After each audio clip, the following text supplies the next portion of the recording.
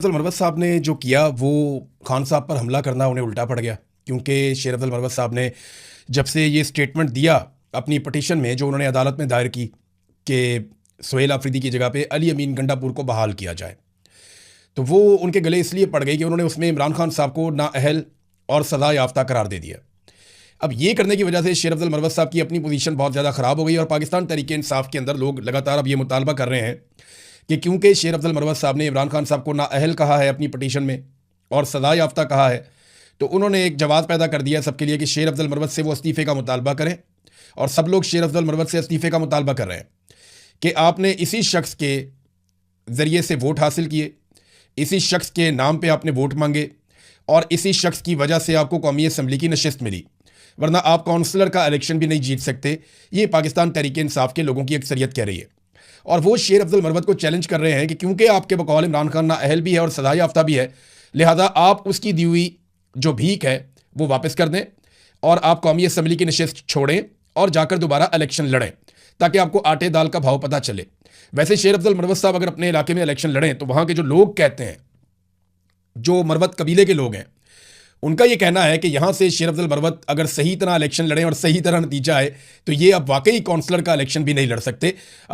इमरान खान साहब की मुखालफत करके इन्होंने अपनी मकबूलियत तबाह कर ली है। बहरहाल ये तो शेर अफजल मरवत साहब से मुतालबा पाकिस्तान तहरीक इंसाफ कर रही है, ये तहरीक इंसाफ में ही हुआ करते थे, फिर इमरान खान साहब ने इनको पार्टी से निकाल दिया। अब वो इमरान खान साहब को अपनी पटिशन में नाअहल भी कह रहे हैं, सज़ा याफ्ता भी कह रहे हैं।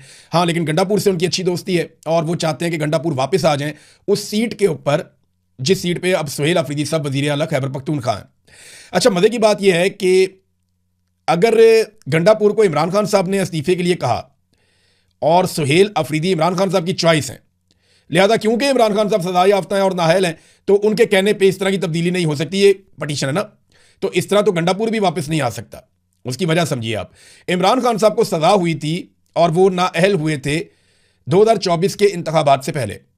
तो अली अमीन गंडापुर साहब जब पहली मरतबा वज़ीर आला खैबर पख्तूनख्वा बने तो वो इमरान खान साहब के हुक्म के मुताबिक बने थे, तो फिर तो वो भी हुक्म गलत हो गया। फिर अगर सुहेल आफरीदी आज की तारीख में इमरान खान साहब के हुक्म पर वज़ीर आला बने, ये काम गलत हुआ है, गैर आईनी या गैर कानूनी हुआ है। तो फिर जब अली अमीन गंडापुर 2024 में फरवरी में इमरान खान साहब की जानिब से नामजद किए गए वज़ीर आला के तौर पे, तो फिर वो नामजदगी भी बिल्कुल इसी तरह थी और उसी शख्स ने की। उस वक्त भी वो सज़ा याफ्ता थे और उस वक्त भी वो नाअहल थे। तो ये वाला नुक्ता शायद मरवत साहब मिस कर गए। अगर बचेंगे सुहेल आफरीदी नहीं तो बचत तो फिर अली अमीन गंडापुर की भी नहीं होगी। और अली अमीन गंडापुर ने अपनी पहली तकरीर में और कई मरतबा ये कहा था कि इमरान खान ने मुझ पर भरोसा किया, इमरान खान ने मेरा नाम दिया, इमरान खान ने मुझे वज़ीर आला खैबर पख्तूनख्वा बनाया। ये वो अपने मुंह से एक मरतबा नहीं दर्जनों मरतबा कह चुके। तो अगर सुहेल आफरीदी नहीं बचेंगे तो फिर अली अमीन गंडापुर साहब भी नहीं बचेंगे। तो मरवत साहब का जो गेम है वो उल्टा पड़ गया, उल्टा उनके ऊपर तनकीद हो रही है। जो लोग थोड़े बहुत शेर अफजल मरवत के लिए कोई गुंजाइश रखते थे वो लोग भी अब शेर अफजल मरवत के खिलाफ हो गए हैं।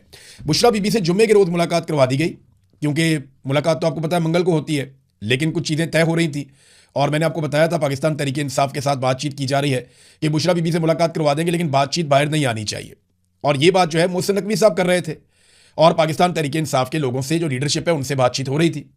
तो फाइनल ये हुआ कि बातचीत कोई बाहर नहीं आएगी। इमरान खान साहब किस हालत में है, उनकी हालत क्या है, वो क्या कहते हैं, उनका मूड क्या है, उनका कोई स्टेटमेंट ये बाहर नहीं आना चाहिए, कोई पॉलिटिकल बातचीत नहीं होनी चाहिए। तो बुशरा बीबी से उनकी फैमिली की मुलाकात करवा दी जाएगी।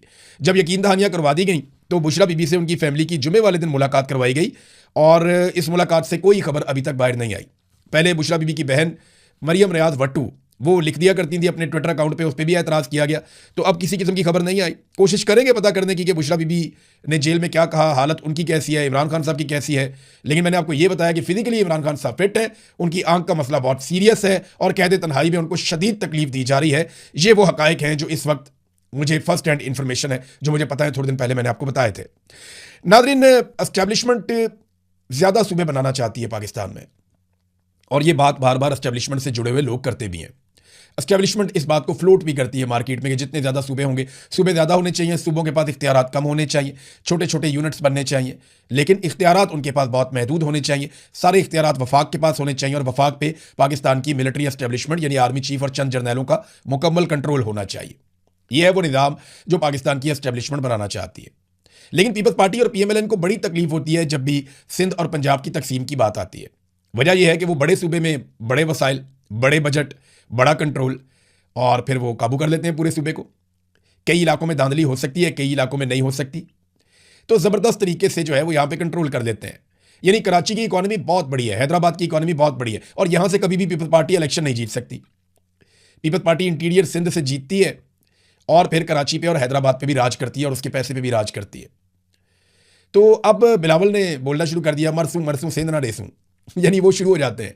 एस्टैब्लिशमेंट के बाकी सारे जूते पॉलिश करते हैं, लेकिन ये इंतजामी बुनियादों पर सूबों की तकसीम के खिलाफ है। देखिए, मैं इस हक में हूं कि सूबे तकसीम होने चाहिए, पाकिस्तान में ज़्यादा इंतजामी यूनिट्स होने चाहिए, लेकिन वो लिसानी बुनियादों पर नहीं होने चाहिए, सियासी बुनियादों पर नहीं होने चाहिए, वो होने चाहिए इंतजामी बुनियादों पर।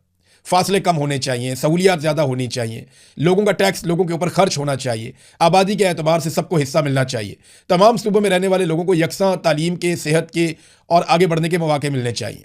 लेकिन पाकिस्तान की एस्टैब्लिशमेंट का फार्मूला कुछ और है, और पाकिस्तान की जो पॉलिटिकल एलीट है उसका फार्मूला कुछ और है। ये अपने अपने मफाद के बारे में सोचते हैं, पाकिस्तान के मफाद के बारे में नहीं सोचते, फिर आपस में लड़ते भी हैं इन चीज़ों पर।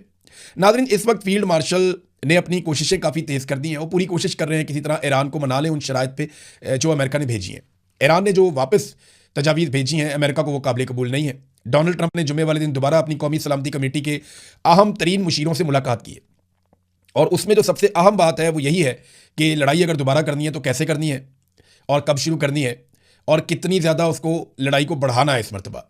देखिए ना, खलीजी ममालिक के अपने तहफ़्फ़ुज़ात हैं। उन्होंने पिछले दिनों डोनाल्ड ट्रंप को लड़ाई से साफ मना कर दिया था, और जो मेन रीज़न था लड़ाई से मना करने का वो ये था कि बंदोबस्त नहीं है अपने आप को बचाने का, क्योंकि ईरान बड़े पैमाने पर वापस अटैक करेगा। और ईरान ने ये साफ कहा है कि जब वो वापस अटैक करेगा तो वो ऑयल तनसीबात को भी निशाना बनाएगा इस रीजन में जहाँ जहाँ पे अमेरिका के मफादात हैं। तो अरब ममालिक का तो बहुत नुकसान हो जाएगा, अरबों डॉलर्स का, जो वो नहीं चाहते। तो एक तो खलीजी ममालिक के तहफ़्फ़ुज़ात हैं, यूरोपीय यूनियन के तहफ़्फ़ुज़ात हैं, अमेरिका मार्केट में अकेला है जो इस लड़ाई को लड़ना चाहता है इसराइल के साथ मिलकर, और खित्ते में कोई और सपोर्ट मिल भी नहीं रही। दूसरा, ईरान के पास अभी हथियार बाकी है, वो वापस मारेगा। लेकिन डोनाल्ड ट्रंप क्या दोबारा हमला करेगा? तो इसकी एक तो रीज़न इसलिए भी समझ आ रही है कि अमेरिका में कई अहम ओहदेदारों और अफसरान ने इस वीकेंड पे अपनी मसरूफियात तर्क की हैं। CBS न्यूज़ के मुताबिक अमरीकी फ़ौज और इंटेलिजेंस के लोग भी इसके अंदर शामिल हैं, जिन लोगों ने अपनी वीकेंड की मसरूफियात तर्क की हैं, और वो उस मनसूबाबंदी का हिस्सा बने हैं जिसमें मुस्तकबिल करीब में हमले का एक नया राउंड हो सकता है ईरान के ऊपर। अल जज़ीरा ने ईरान के हवाले से खबर दी है। अल जज़ीरा ने बताया कि यूरेनियम अगर ईरान से मांगी गई और अमेरिका ने यही शर्त रख दी फाइनली कि यूरेनियम मिलेगी तो बात आगे बढ़ेगी, तो फिर कोई भी मुआहिदा नहीं हो सकेगा, ये ईरान ने कहा। अब्बास अराक्ची जो वज़ीर ख़ारजा है ईरान के, उन्होंने भी इस पर एक स्टेटमेंट दिया। उन्होंने कहा जी, दो चीज़ों पर आके बात हमारी अटकी हुई है।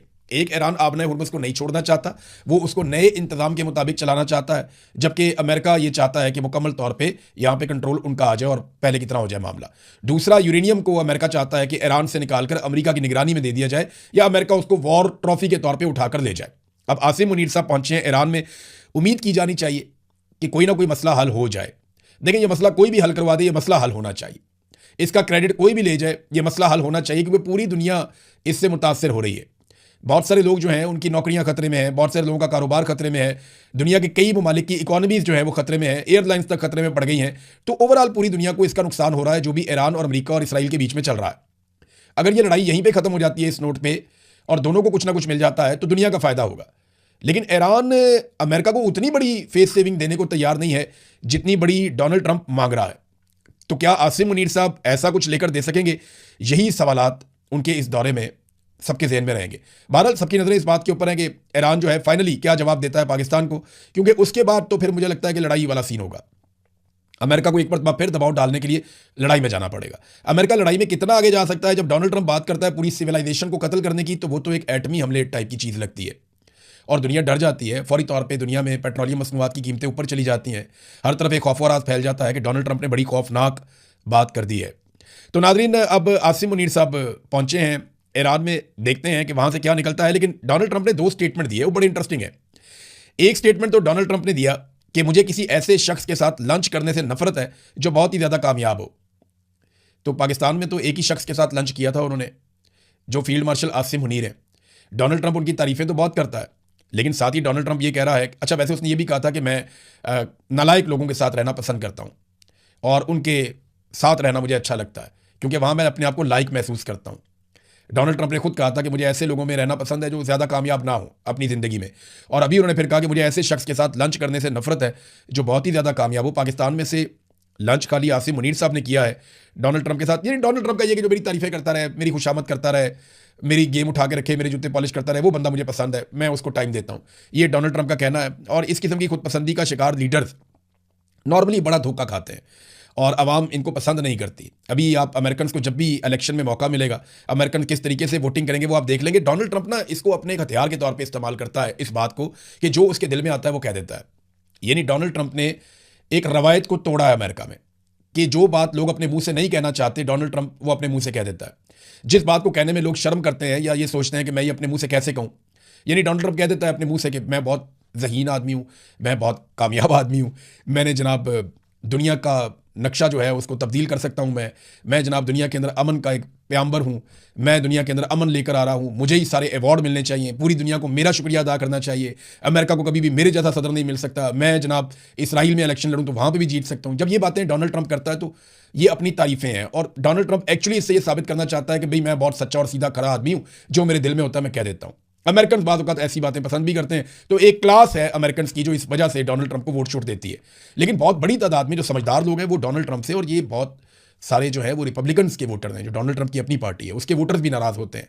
तो डोनाल्ड ट्रंप की मकबूलियत लगातार कम हो रही है और ये नुकसान आपको आने वाले दिनों में जो मिड टर्म इलेक्शन है उनमें अभी तक की जो इन्फॉर्मेशन आ रही है या अभी तक के जो सर्वेज आ रहे हैं उनके मुताबिक आपको ये नुकसान दिखाई भी दे जाएगा। नाज़रीन, जो समूद फ्लोटिला के जो कारकुनान थे या फ्रीडम फ्लोटिला के जो अरकान थे, इंसानी हकूक़ के अलमबरदार, ये लोग इसराइल के कब्ज़े में गए, सैकड़ों लोग थे, इसराइल ने इन पर बदतरीन टॉर्चर किया।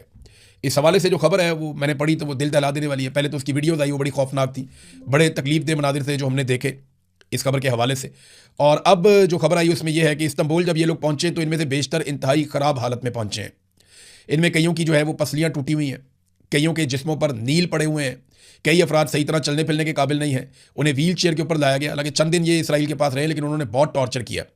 कई अफराद को इलाज के लिए अस्पताल में पहुँचाया गया है। और यानी इसराइली फिल्म साज हैं, उन्होंने बताया कि कई अफराद की पसलियाँ टूटी हैं जिनमें ख़वातीन के साथ जिनसी बदसलूकी भी की गई और अरकान को नामालूम अद्वियात के इंजेक्शंस भी लगाए गए। एक इटली के सहाफ़ी हैं, उन्होंने बताया कि इसराइली हिरासती मरकज़ जो है वो खौफ और दहशत की जगह है और हिरासत में लेते ही उन्हें तशद्दुद का निशाना बनाया गया और बहुत कम खुराक और पानी दिया गया। 15 अरकान के साथ ज़्यादती समेत जिनसी बदसलूकी के वाक़यात पेश आए। मुतअद्दिद अफराद को रबड़ की गोलियों से भी निशाना बनाया गया, जबकि कई अरकान की हड्डियाँ टूटी हुई हैं। ये नाज़रीन किया गया इसराइल की जानिब से। तो बड़ा रोला पड़ा हुआ है पूरे यूरोप में। जब ये लोग अपने अपने मुल्क में पहुँचेंगे तो अपने मुल्क की क़यादत को, सियासतदानों को जब ये बताएंगे और आलमी इदारों तक अप्रोच करेंगे तो इसराइल के लिए मुश्किलात बढ़ेंगी, ख़ास तौर पे इस वजह से कि उन्होंने एक वीडियो भी जारी कर दी है जिसमें बाकायदा तशद्दुद किया जा रहा है उन इंसानी हकूक़ के कारकुनान पे जो वहाँ मदद करने के लिए गए थे। नाज़रीन, अब तक हमारे पास इतनी खबरें हैं और अब तक के लिए इतना ही। अपना ख्याल रखिएगा, अपने इस चैनल का भी। अल्लाह हाफ़िज़।